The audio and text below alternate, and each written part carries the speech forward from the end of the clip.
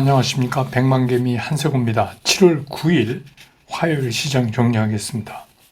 아침에 끝난 그 뉴욕 시장은 엔비디아 등 그 반도체 종목군이 강세를 좀 보였어요. 그럼에도 불구하고 뭐 끝나기는 혼조로 끝났는데 기대 인플레이션이 이제 많이 둔화가 되는데 힘을 이어서 달러가 좀 약세가 됐고 그러면서 상승 출발을 했습니다. 그런데 이제 기술주에도 또 매물 출회가 제법 나오면서 시장은 그냥 만만치가 않았습니다. 그래서 종목별로 등락이 서로 엇갈리면서 다우는 약보합 정도 마이너스 0.08% 이렇게 끝났고 나스닥은 플러스 0.28%, S&P 500도 0.1% 정도 상승을 하면서 혼조죠. 이렇게 마감을 했습니다. 코스피는 오늘 그 0.5% 이상 상승을 하면서 출발을 했어요. 근데 이제 초반에 그 외국인과 기관이 매도 우위에 서면서 지수가 마이너스까지 밀렸었습니다.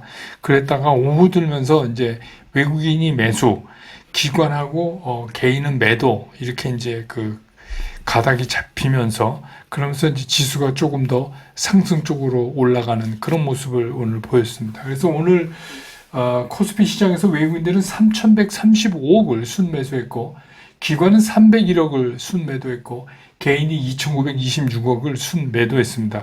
그래서 오늘 코스피 지수는 2,867.38포인트 그래서 어제보다 0.34% 상승을 하면서 장을 마감했습니다. 코스닥도 0.1% 이상 상승하면서 시작이 됐는데 이게 처음에는 외국인과 그 기관이 매도 우위에 있었어요. 그러면서 이제 개인만 매수에 나섰었는데 한때 이제 0.5% 이상 이렇게 상승하기도 했다가 오후로 가면서 이제 조금 약보합권의 모습을 보이고 그러다가 이제 끝나기는 이제 플러스로 끝났습니다. 그래서 오늘 코스닥 시장에서 외국인들은 624억을 순매도했고 기관은 1,085억을 순매도했고 개인이 1,713억을 사는 그런 모습을 보였습니다. 그래서 오늘 코스닥 지수는 860.42포인트 그래서 어제보다 0.13% 상승하면서 장을 끝냈습니다. 기술적으로 보면 이제 코스피는 어제에 이어서 오늘 이제 좀 음봉이지만 뭐 그 상승 음봉 우리가 흔히 말하는 그래서 최근에 그 이루어져 가고 있는 상승 추세, 이 추세는 그대로 지켜나가고 있다. 이렇게 볼 수 있습니다. 코스닥은 오늘 이제 5거래일째 계속해서 양봉이 됐어요. 근데 오늘은 이제 도지형 양봉이고 윗거리가 조금 있어서 그게 조금 걸리긴 하지만 뭐 추세는 그대로 이어가는 그런 모습이다. 내일 만약에 음봉이 나오면 조금 그렇지만 내일도 양봉이 나올 수 있다면 좀 다행스러운 거 아닌가 이런 생각이 듭니다. 환율은 오늘 그 3시 30분 현재 달러당 1381원 60전 어제보다 1원 50전이 내리면서 끝났습니다. 시총 상위에서 종목들에 대한 각 주체별 움직임을 보면 역시 이제 삼성전자가 외국인들이 오늘 3,306억을 순매수했어요. 더불어서 이제 SK 하이닉스도 460억을 순매수했고 LG 에너지솔루션도 49억 샀고 삼성 바이오로직스도 66억 사고 그랬습니다. 반면에 기관은 삼성전자는 23억 팔았고 SK 하이닉스 354억, LG 에너지솔루션 314억, 그 다음에 셀트리온 130억, 포스코홀딩스 39억, 네이버 70억 이게 이제 산 겁니다. 그래서 전체적으로 보면 오늘 현대차하고 기아는 외국인 기관이 동시에 다 팔았어요. 외국인 580억, 기관 549억, 현대차 이렇게 팔았고, 기아도 251억, 139억 이렇게 팔았습니다. KB금융도 84억, 35억 이렇게 팔았고, 반면에 이제 그 양 주체가 다 산 데는 SK 하이닉스, LG 에너지솔루션, 셀트리온 뭐 이렇게 볼 수가 있겠습니다. 그 다음에 이제 코스닥으로 가서 어제 이제 좀 반짝 보였던 에코프로는 오늘 양 주체가 전부 팔았습니다. 그래서 에코프로비엠은 82억, 117억 이렇게 팔았고 에코프로도 316억, 61억 이렇게 팔았고 알테오젠도 외국인 기관이 다 팔았어요. 197억, 149억 이렇게 팔았고 HLB하고 삼천당 제약만 외국인이 58억, 426억 이렇게 순매수를 했고, 반면에 이제 기관은 25억, 90억 이렇게 파는 그런 모습을 오늘 보였습니다. 오늘 이제 그 무엇보다 재밌는 거는 섹터죠, 섹터. 오늘 섹터에서 뭐 첫 번째로 꼽을 수 있는 게 전력 설비, 전선, 스마트 그리드 이런 이제 일렉트리시티에 관련된 것들이죠. 어제 이제 설명드렸지만 어저께 뭐 K뷰티, 뭐 K푸드 뭐 시작해서 이제 그동안 다 이제 한가닥 하던 것들이 전부 어제 떠오른다고 제가 말씀드렸잖아요. 그러면서 오늘 이제 어떻게 정리가 됐냐면 그래도 미국에서 이제 엔비디아 뭐 주가 오르고 그래서 역시 그 AI 열풍에 관련된 그래서 여러 이슈 중에서 그래도 시장 신뢰도가 가장 높은 게 전력 쪽 아니었나. 그런데다가 이제 미국이 전력 설비 증강 계획 같은 게 막 발표되고 그런 수치들이 나오니까 그런데 영향을 좀 받아서 오늘 전력 설비, 전선, 스마트 그리드 뭐 전력 관련된 것들이 일제히 올랐습니다. 그 다음에 이제 원전 관련인데 이거는 뭐 조만간 체코 원전 수주가 발표되는데 그게 상당히 기대된다. 뭐 이런 겁니다. 예. 그래서 오늘도 또 이제 원전 관련은 이 조만간으로 또 올랐어요. 근데 이제 그 원전의 또 다른 측면을 보면 세계 각국이 뭐 이웃나라 일본도 그렇고 워낙 AI 열풍 때문에 전력 수요가 많으니까 이 원전을 포기할 수 없다 이제 이런 얘기들이 자꾸 나오거든요. 예, 그래서 이제 그런 것과 관련돼서도 오늘 좀 올랐습니다. 그 다음에 이제 ESS 그 전력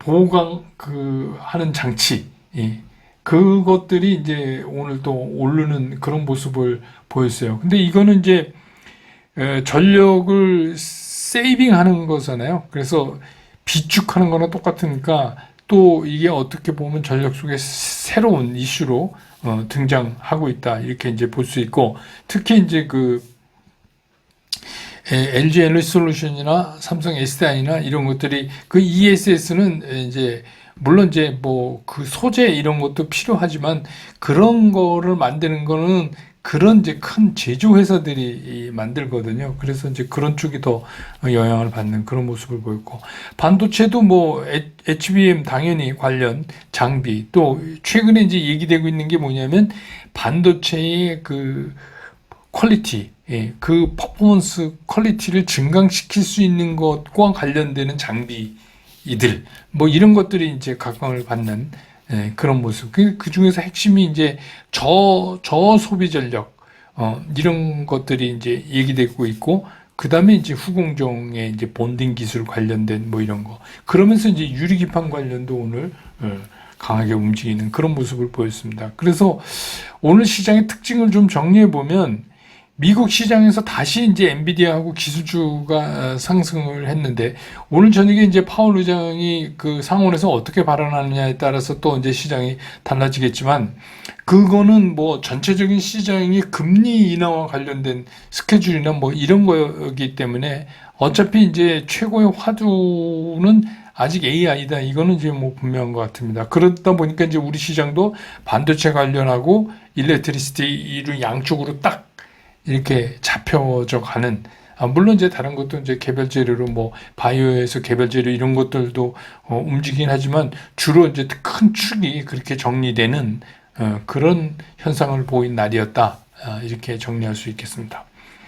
오늘 저녁 6시에 백만개미 스쿨 집중 분석이 있는 날인데 오늘은 그 전력기기에 대해서 조금 한 걸음 더 들어가 보는 그런 시간을 갖도록 하겠습니다. 그래서 이게 이제 뭐 저는 그 화요일날 이 집중 분석은 여러분들이 투자하는데 어떤 영감을 좀 받으시라고, 이런 시장을 이런 측면으로 우리가 또 볼 수도 있구나, 뭐 이런 거죠. 그래서 맨날 뭐 이렇게 눈에 띄는 종목만 쫓아다니지 마시고 이런 식의 접근을 한번 해보자 하는 의미로 이제 매주 화요일날 하는 건데, 종목 추천은 아닙니다. 종목 추천하는 거 아니고 거기서 뭐 예를 드는 종목. 근데 예를 드는데 이게 종목 추천 아닌데 되게 올라요. 저도 참 종목 추천 아닙니다. 근데 뭐 지난주에 한 것도 한 주 만에 오늘 보니까 한 12.5, 13%뭐 이렇게 오르니까 뭐 상한가에 비하면 택도 없지만 그래도 뭐 주간 단위로 그 정도 계속 오르면 괜찮은 거 아닌가 싶은 생각도 들고. 근데 이제 그런 주가가 오르는 것보다 핵심은 뭐냐면 우리가 시장을 보는 그 시각을 조금 이렇게 틀어서 볼 필요가 있다. 이런 걸로는 상당히 도움이 되실 겁니다.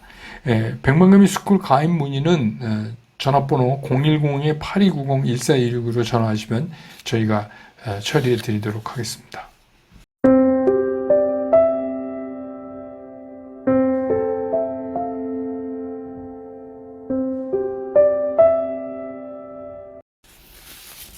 시장은 좀 보죠. 어제 이제 그 백만개미에 재미있는 댓글이 하나 달렸어요. 매매 원칙밖에 모르냐?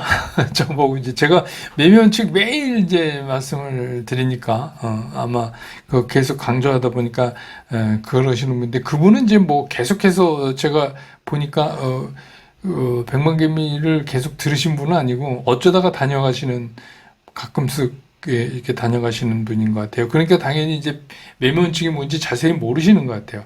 그렇지 않으면 그런 댓글을 남길 수가 없죠. 그래서 저로서는 되게 참 안타깝다. 안타깝다. 그게 사실 상당히 중요한데 지금 우리한테 매매 원칙이라는 게 그러니까 우리가 흔히 얘기하는 아무리 강조해도 지나침이 없는 그런 건데 이게 무슨 소리를 하시는 건가? 아마 이분은 이제 뭐 이런 식이면 주식해서 돈 버시기는 좀 힘들 것 같아요. 그런 식의 뭔가 뭐 이렇게 매매 원칙에 대해서 제대로 좀 공부하시고 매매 원칙에 어떤 문제가 있어서 제가 틀렸다거나 뭐 아니래거나 이런 거는 굉장히 저는 이제 건설적이고 저도 참고가 되고 좋은 것 같은데 뭐 맨날 그 얘기밖에 못하냐 뭐 이러면 그게 제일인데 뭐 그거 말고 무슨 얘기를 하겠습니까? 매일 주시장 얘기하는데 그런 분도 있어요. 그러니까 그 얘기를 왜 드리냐면 매매 원칙을 가끔씩 보세요. 그러니까 볼 때마다 느낌이 달라요. 그러니까 그렇게 해서 완벽하게 여러분 거를 만드시는 게 굉장히 중요하다. 그럽니다. 그 다음에 이제 SNS에 요새 보니까 이런 얘기들이 많이 나와요. 차트를 안 보니까. 매매 원칙은 차트를 보셔야지 되는 거잖아요. 그래서 이제 제가 중요하게 보는 이제 그 수급선이라는 10일 이동 평균선이 중요한 건데 차트를 안 보니까 오히려 돈이 벌린다. 이런 무슨 이제 간증 같은 얘기를 막 그 블로그에 올리고 그런 분들도 계시더라고요. 그러면서 이제 하는 얘기가 뭐냐면 기업 공시 하잖아요. 다트에 보면 거기 보면 그 정기적으로 나오는 이제 보고서 있잖아요. 그 보고서 또 그들이 발표하는 재무제표 이런 거 읽을 줄 아느냐. 이거 읽을 줄 모르면 주식 못한다. 그래서 내가 이거를 공부해서 이거를 완전히 알고 차트를 안 보니까 오히려 돈을 벌더라. 그래서 그 보고서와 뭐 실적 이런 거 좋은 거, 재무제표 좋은 거 그런 종목에 투자하니까 돈을 번다. 뭐 근데 그렇죠. 기본적으로 재무제표가 좋고 실적도 좋고 기업이 열심히 일하고 비전이 있고 그러면 뭐 당연히 돈을 벌죠. 그렇지만 그렇다고 다 올라가는 건 아니고 그런 주식을 아무 때나 사도 되는 건 또 아니에요. 그래서 제가 늘 말씀드리지만 어떻게 보면 펀더멘탈 어널리시스, 그러니까 이코노미 어널리시스, 펀더멘탈 어널리시스, 그다음에 이제 테크니컬. 근데 이제 저는 이 이코노미 어널리시스나 그 펀더멘탈은 이건 기본이다. 이건 사전에 우리가 다 정리하자. 그래서 인베스트먼트 풀을 만들고 그 풀에 들어와 있는 종목을 언제 사고 언제 팔 건지를 테크니컬 어널리시스, 기술적 분석에 의해서 하는데 기술적 분석에선 제가 말씀드리는 매매 원칙이 가장 잘 맞는다. 우리나라 시장에서 이제 그 말씀을 드리고 있는 거죠. 그러니까 기업의 재무제표 모르고 뭐 기업 상황이 어떻게 돌아가는 건지 모르고 실적도 잘 모르고 그러고선 투자를 하면 안 되죠. 그건 기본이죠. 그렇지만 그걸 다 안다 하더라도 가장 중요한 거 그것만 갖고는 주식시장에서는 돈 벌기 힘들다. 특히 우리나라 주식시장에서는 더 그렇다. 그러니까 최종적으로 우리가 수급이 어떻게 변화하느냐에 대한 그 맥을 잡아야 되는데 그러려면 이제 매매 원칙에 이용할 수밖에 없는 거죠. 그래서 이제 대개 일반 투자가의 경우는 우리가 이렇게 얘기하는 이런 펀더멘탈 공부가 약하실 수밖에 없죠. 어, 약하죠. 그거를 그 애널리스트들이나 뭐 경제학을 전공한 사람처럼 뭐 이렇게 할 수는 없죠. 대부분의 일반 투자가들은 그냥 일반적으로 알아야 될 정도만 이제 알죠. 전혀 모르면 이건 안 되지만 이제 그 정도죠. 근데 저는 괜찮다 이거죠. 일반적으로 알 정도만 아셔도 된다 이거예요. 그거를 더 막 깊이 들어가서 뭐 이게 무슨 수치가 몇 퍼센트고 뭐 이 그런 거 있잖아요. 그거 너무 뭐 어떤 분은 그걸 달달 외고 다니시는 그거 외서 뭐래요? 좋으냐 나쁘냐만 가지면 되죠. 그것만 우리가 느낌으로 가지고 실제로 중요한 건 뭐냐면 시장의 숨결을 잡아낼 수 있는 그런 걸 갖고 있어야 돼요. 그게 뭐냐면 이제 매매 원칙에서 그걸 우리가 알 수 있죠. 그래서 제가 언젠가 한번 말씀드렸죠.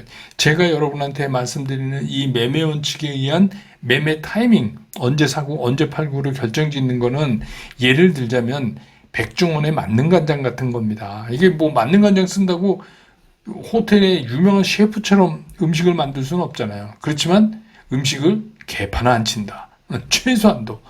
그거잖아요. 그러면 일반 투자 입장에서 그러면서 점점 이제 그 시장 경험을 쌓고 또 펀더멘탈적인 지식을 더 늘려가고 그러다 보면 시장이 이제 점점 보이는 게 넓어지는 이제 그런 거죠.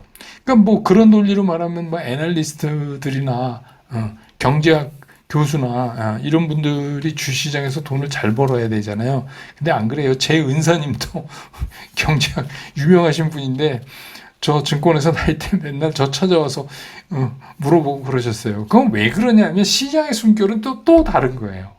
그러니까 시장에서 시장의 숨결을 잘 읽고 실전에서 돈을 벌어야 되는 거죠. 맨날 분석하고 글을 쓰고 입으로 얘기해서 뭐 이거 어떻고 그럼 뭐예요? 시장이 그게 전혀 반응을 안 하면 안 되는 거죠. 그래서 가장 중요한 건 뭐냐면 시장에서 실전에서 우리가 돈을 벌 수 있는 방법이에요. 그래서 실전에서 돈을 벌 수 있는 방법 중에 하나가 그게 이제 매매 원칙이죠.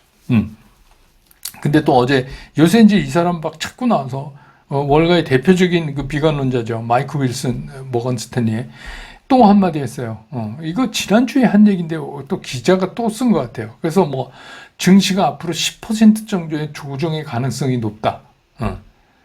근데 뭐 그래서 이유를 뭐 이것저것 막 붙였는데 시장에서 비관론이 됐건 낙관론이 된 건 그 이유를 대자면 진짜 흔히 쓰는 말로 차고 넘쳐요.